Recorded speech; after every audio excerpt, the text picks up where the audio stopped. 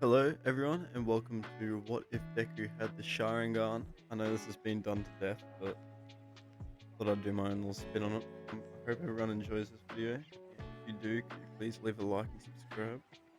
I'd appreciate it quite a lot. Anyway, let's get straight into the video.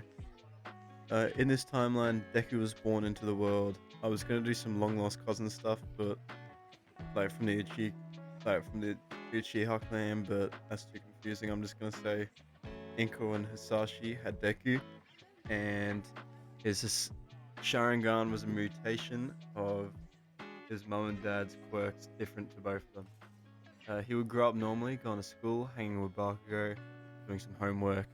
They sat in class one day as Bakugo showed off his newly awakened explosive quirk. Deku and the rest of the class, fascinated, just slobbered over it.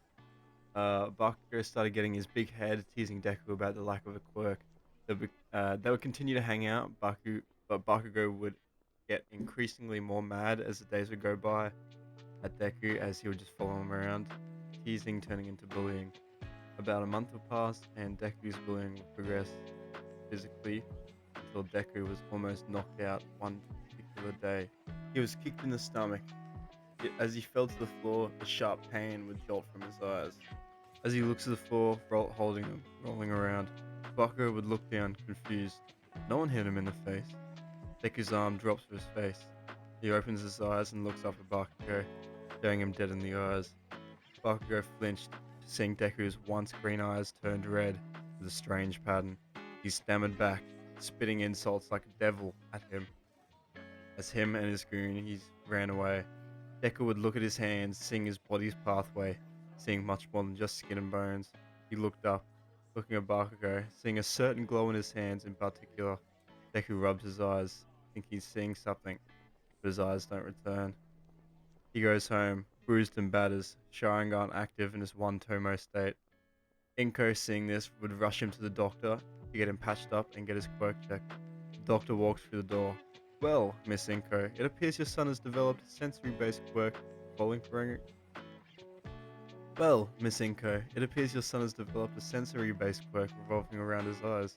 Due to this, his perceptive abilities have increased, though it seems that's all so far. Not a bad quirk if I do say so myself, kid. He looks down at Deku, who smiles back at him, looking him in the eyes. The doctor looks away, sending a chill down his spine. He returns to school the next day, showing off his quirk in front of the class as he walks in. Everyone stares, including the teacher, who immediately asks him to deactivate it.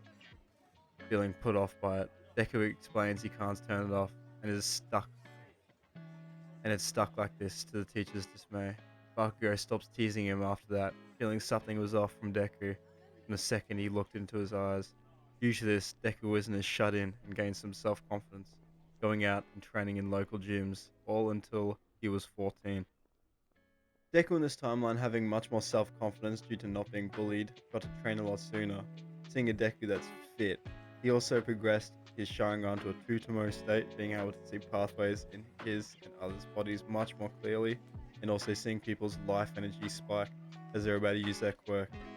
Using this, he's learned to preemptively dodge attacks based on the energy flow of others, being able to feel out other people's quirk usage based on its activation point, how much energy they put into it, and other factors like that. He would continue to train until the day of the survey, teachers throwing his notes in the air saying, I know you all want to be heroes. They all start using their quirk. Deku, instead, closing his eyes, and they leave. Bakugo pulls Deku aside after school and asks him about UA, asking him why he's going, and that a weakling like him would never make it in. Deku laughs and walks off. Guess we'll see, won't we? Secretly angered by this, he takes a shortcut to his training spot next to his house to go get some anger out. Passing under a bridge, he hears a faint rumbling coming from under the ground. Readying himself, he jumps back, facing towards the origin of the noise. Suddenly, a sludgy arm tendril shoots at Deku, which Deku sees coming based on his energy flow, though due to his sludgy body, it's hard to read.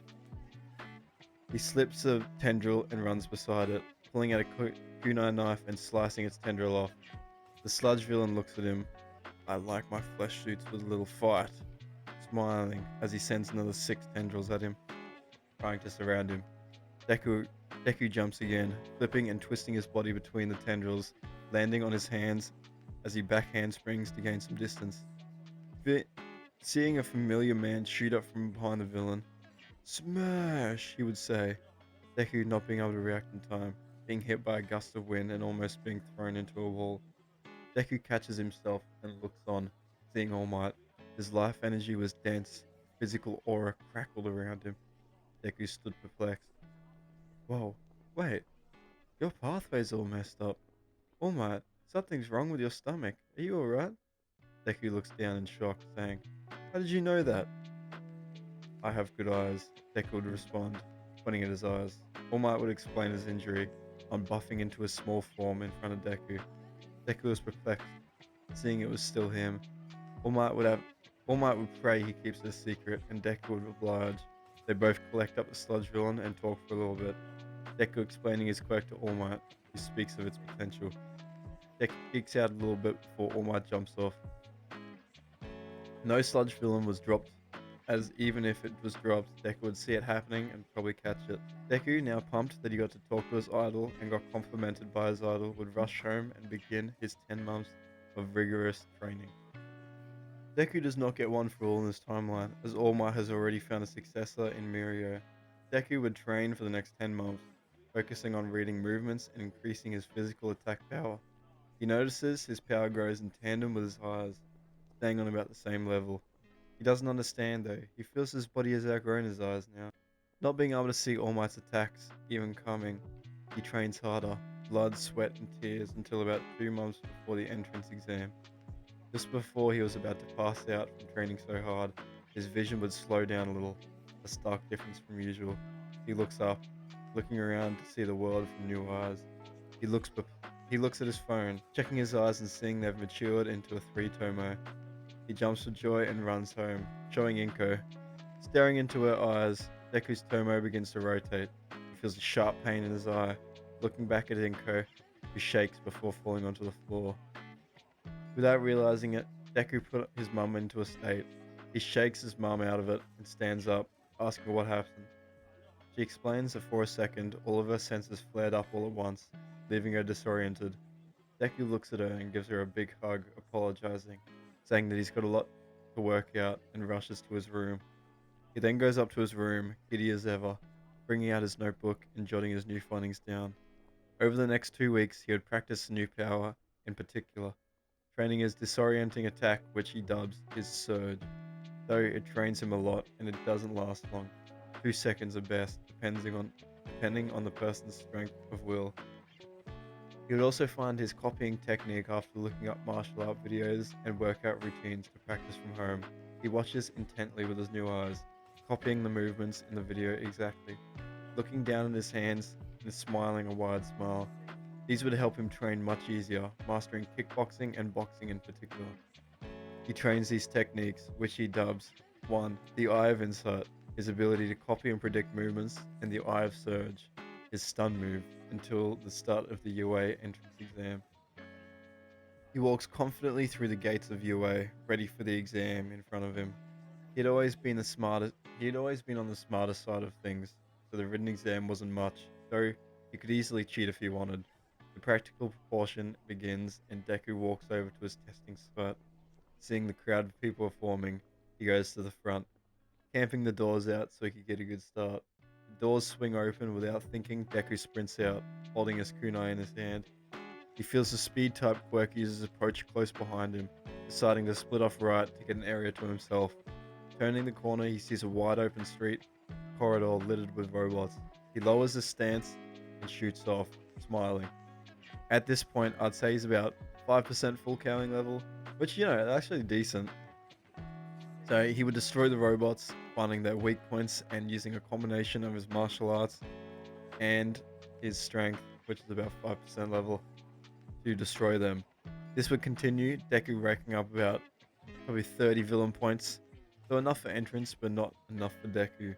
He would run, searching for more points, passing a group who ran the opposite direction. Deku was confused, but carries on anyway, jumping over some rubble and seeing the 0-pointer's arm crushing the side of a building as it approached. Deku's jaw opens wide. He's not strong enough for that. He's strong, but not that strong. Running the opposite direction, you hear a faint call for help and pinpoint the life energy of a girl trapped under rubble.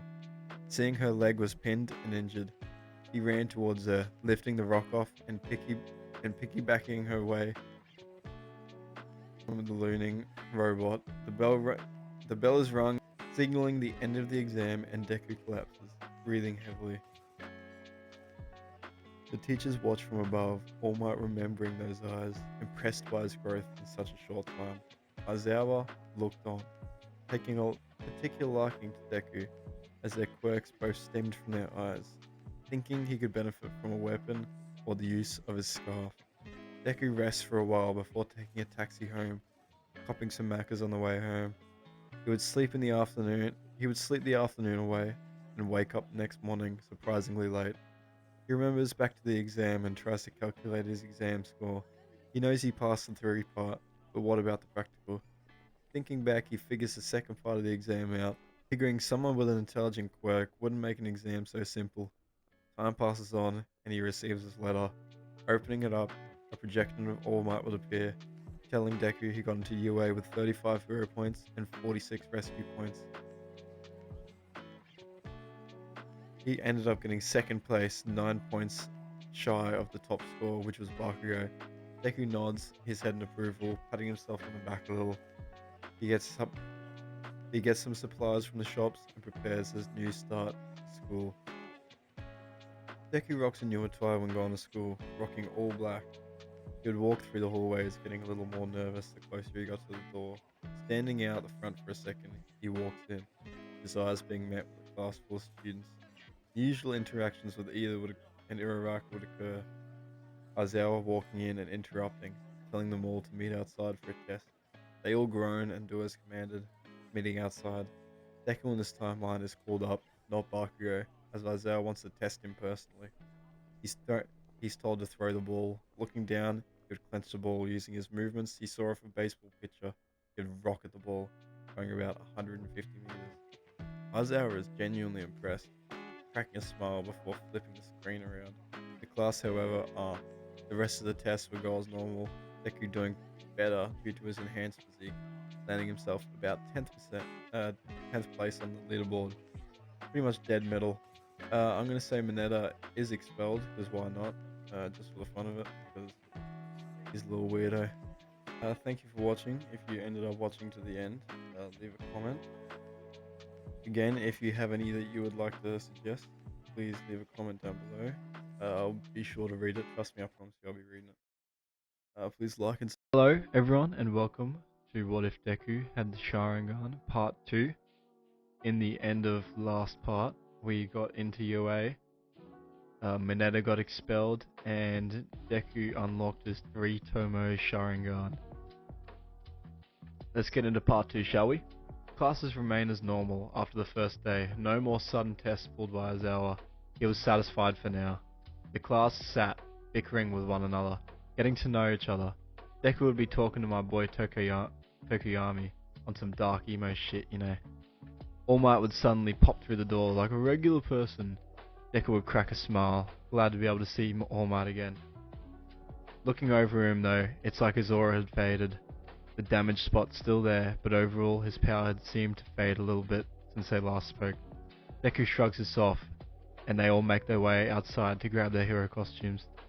Deku would low-key take some inspo from Aizawa with the goggles. Aizawa would actually give him a set, as he respected him so much, you know. And he would rock an all black like onesie with a white rope belt. I don't know, Sasuke used to wear it at one point. I think it looked clean. Not on some Prada shit. All Might explains how the battles will work, showing his little box of lots to the class and getting each student to pick one. Deku would be paired with Uraraka and would be acting against Bakugo and Ida. Deku clenched his fist and looked down, covering his smile. Deku and Uraraka explained each other's quirks to each other as they walked through the entrance. Whoa, so you see everything slow? Uraraka would say. Deku would nod. Deku would go on to explain his other powers too, saying so far no one but him and his mum know about the other two powers. Oh, and All Might. The bell rings, cutting them off. Deku looks determined and they run in together, searching the first floor before running to the second. Bakugo comes in blasting around the corner and flies at Deku at top speed. Deku tells Uraraka to run and call in when the bomb is found. Uraraka nods and runs off. Deku's smile widens. Bakugo throws an obvious right hook which Deku easily sees, dodging left before it even gets thrown, delivering a mean liver shot. Bakugo's eyes widen. He drops to his knee, feeling woozy. The class stares in shock. Kirishima is in the back hitting the "Hey!" Bakugo gets up, stammering to his feet, his hands cackling with explosions. The class looks on in shock, Bakugo lifting his arm up and holding it to a pin. All Might screams, "No, stop! You'll kill him!" It was too late. A massive explosion engulfed most of the hallway. Deku, before the attack was pulled, saw the sweat stored in the gauntlets light up. Sensing something was up, he jumped back and rolled down the staircase, ducking for cover. The explosion missed him, burning his shoe as he jumped. Deku looked at this with a serious look. He would then walk back up the stairs. Staring Bakugo in the eye, his tomo would start shifting in both eyes. Bakugo suddenly dropping to the floor, passing out. The surge being more than enough to finish Bakugo off due to his previous injuries. Deku would run up to the stairs, bouncing off the walls, finding Uraraka at the entrance. He would approach and they would both look in, Deku distracting as Uraraka floated above them and touched the bomb. Deku walked in and watched and runs at Ida, who was surprised by his speed. He attempts a kick, which Deku grabs, spinning him around before lifting him up and slamming him on the floor, capturing him with a capture tape for good measure. All Might screams over the intercom, "Hero Team wins!" A flawless victory. Ida gets embarrassed by Deku, so he doesn't get class leader. I'm gonna say Kirishima does, because I don't know, he's kinda cool. Aizawa also pulls Deku aside and points this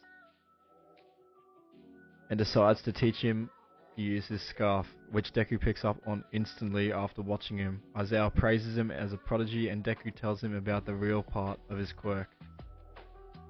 After regular school would go down, Deku would be in class, waiting for the bus to arrive to the USJ, recite a rescue training opportunity. Deku isn't much of a rescue hero, being more of an in-and-out type of guy.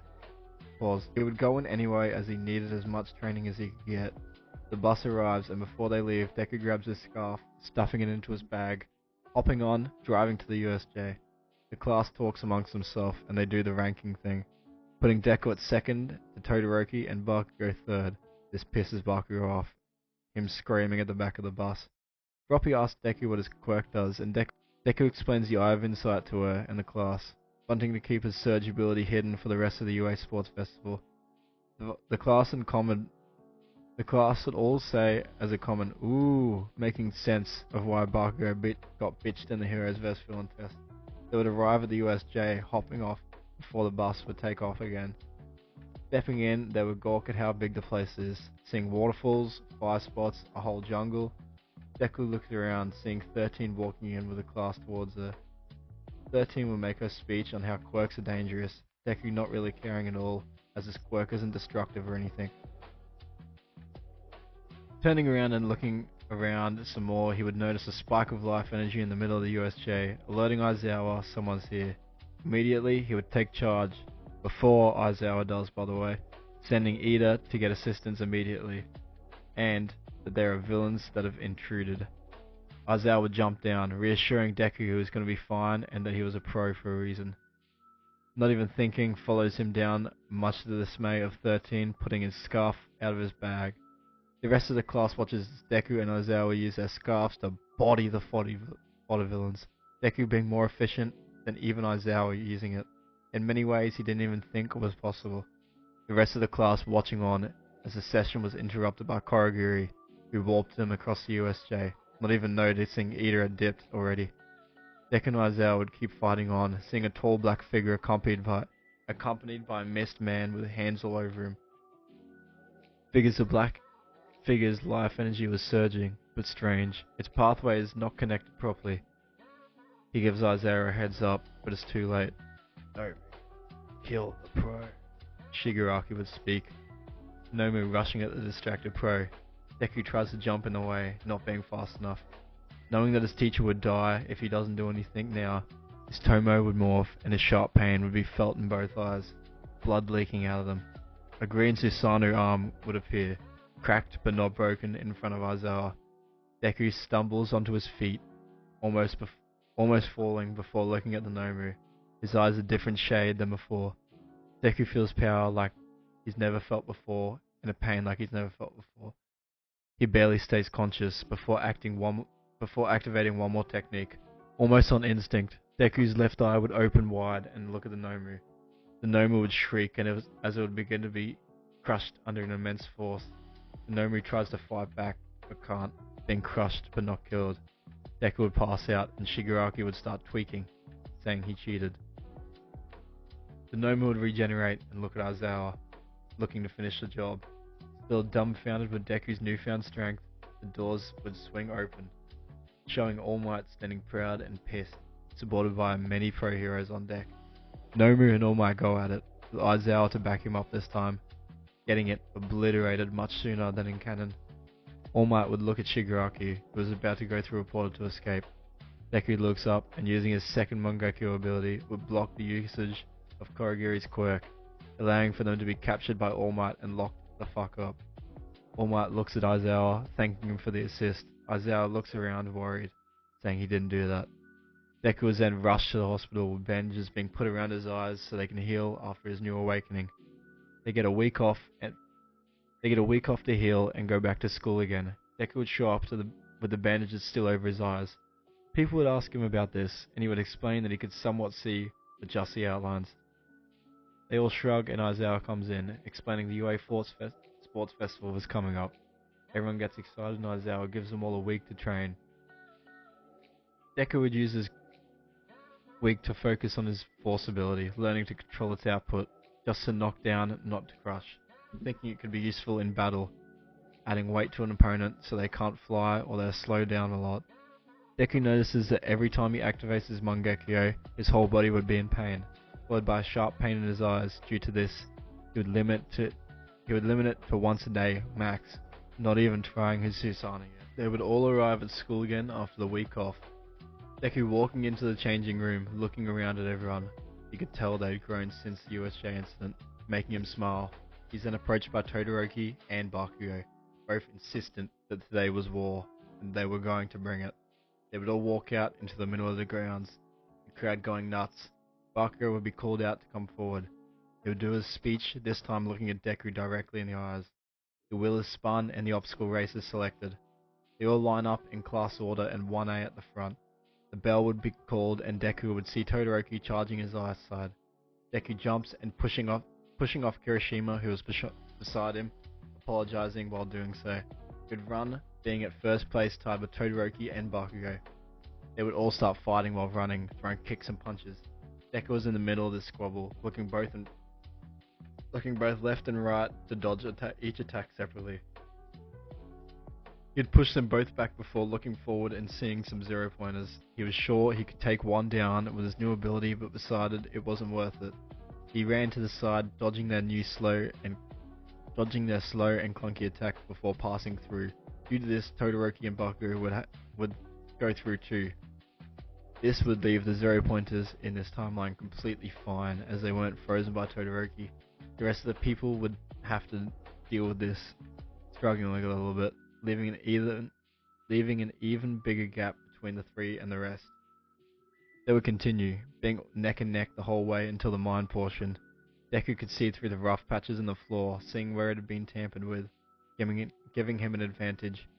He begins leaping over the mines, taking bounds towards the finish line. Bakugo would see this and start flying, Todoroki freezing the ground to keep up. They would actually tie in this timeline, which further annoys them all. I'm going to skip the cavalry battle because that shit's lame. And the 1v1 portion begins. Midnight announces the battles. Deku vs Shinso. Who the hell is Shinso? Deku thinks. The battle will begin and Deku will walk up the staircase, as would Shinso. The crowd will go nuts, yelling Deku's name as he's a fan favorite, his eyes causing him to stand out. They all love how skilled he is without a physical quirk. The round would begin and Shinso would start talking. I'm gonna say Deku would be immune to Shinso's brainwashing in this part, as the Sharingan, can see through illusions like Genjutsu and shit.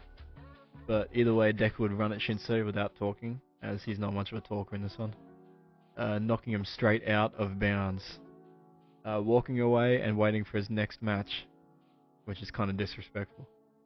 He would watch Todoroki and Bakugo's match carefully, analyzing with his Sharingan their fighting styles and seeing what's changed in their power since the entrance exam.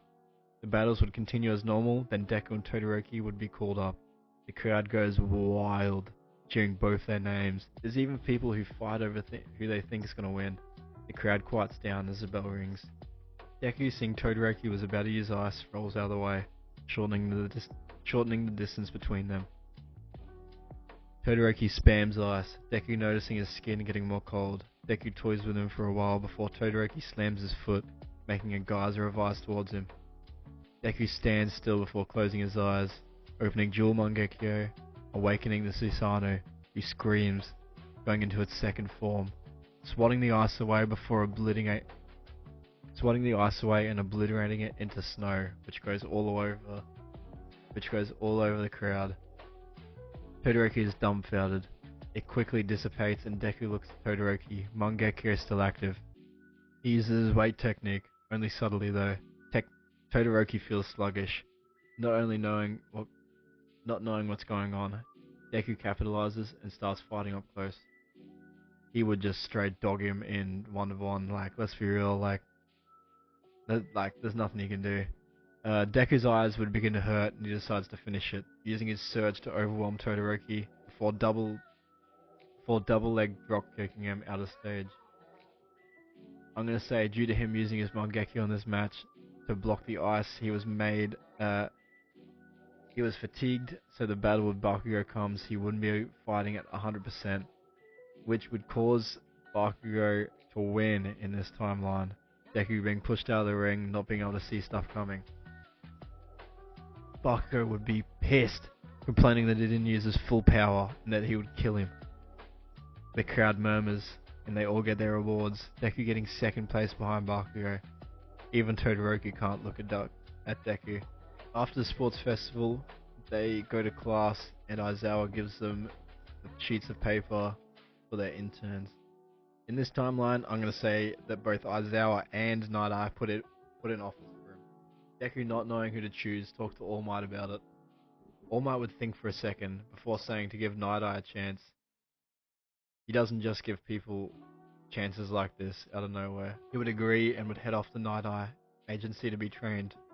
Aizawa would be a little butthurt, but genuinely impressed that he got an offer from Night Eye. Deku would arrive and would be shown to Night Eye's room by Mirio, who was currently training one for all. Deku would go through the test, keeping up actually, as Deku and his quirks are similar to the Foresight ability. Night Eye will crack a smile and choose to train him personally. Deku would tell Night Eye his secrets about his quirk, about both his eyes' abilities, and also tell him that he thinks All Might is getting weaker, thinking Night Eye would want to know. Also complimenting Mirio on his strength. Night Eye is shocked by how impressive Deku's eyes truly were, not missing a single detail. He would decide to call Mirio in and explain One for All to Deku, thinking it would be a good idea for Mirio and Deku to train these new abilities together. Mirio would of course agree and they would start sparring, Deku being able to hand about 25% of One for All before he gets physically overpowered. He brings out Susanoo the second day and decides to train with it, realizing it can take a 50% smash from Mirio. They are all surprised by this, seeing a crack appear. Deku would concentrate, and in the midst of a sparring session with Mirio one day, he would unlock the third stage of a Susanoo, a face appearing and looking down on Mirio with the same eyes Deku has. Mirio would try a 50% punch, being swatted away. They all go back and forth, and Deku realizes this new form can take about 70% from One for All, impressing even himself before he falls to his knees, trained again. They continue to train for the rest of the week, and Deku learns to control a lower stage of Susanoo for about 5 minutes, being able to go to third stage for about 10 seconds, max, leaving him cooked after. Though he's not at Hosu this time, so Ida does get killed. Rest in peace. I'm gonna skip the final exams as they're kind of boring, and Deku and Bakugo fight against All Might. Like, Deku would show off his third stage and would use his surge ability to block All Might for just enough time to run out. Thank you everyone for watching. That was part 2. Part 3 won't be too long, and it'll probably take like a day to come out. It'll be coming out tomorrow, let's be real.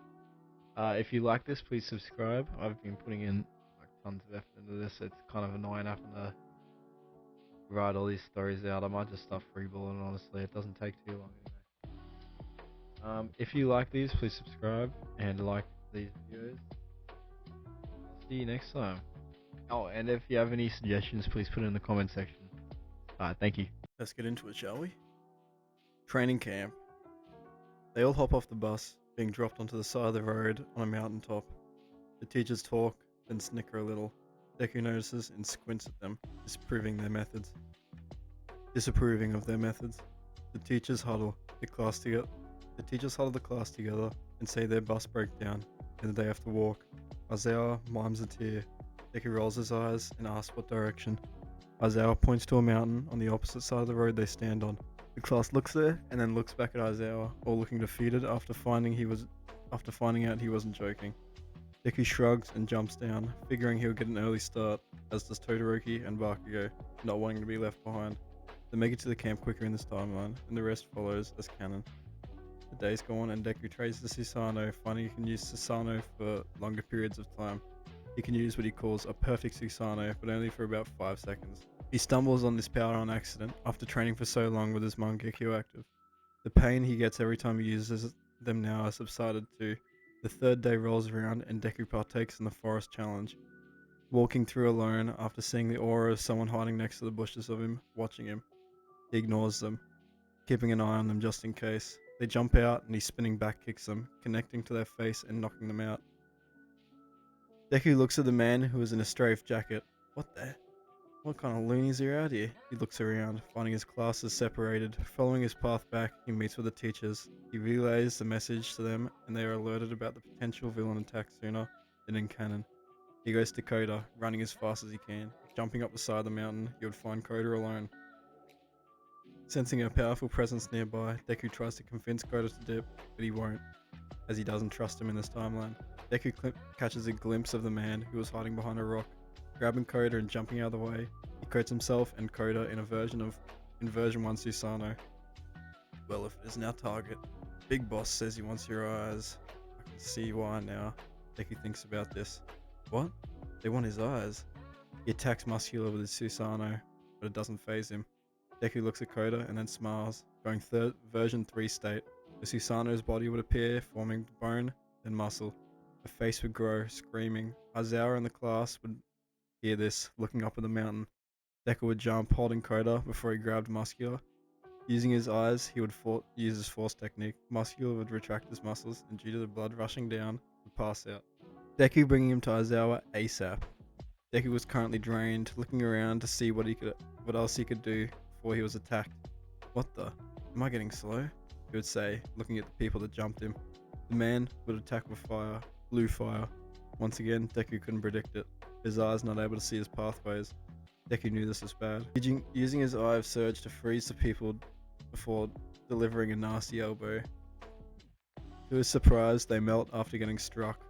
The clone smiling at him. But that would explain it, he says to himself, keeping his guard up from there.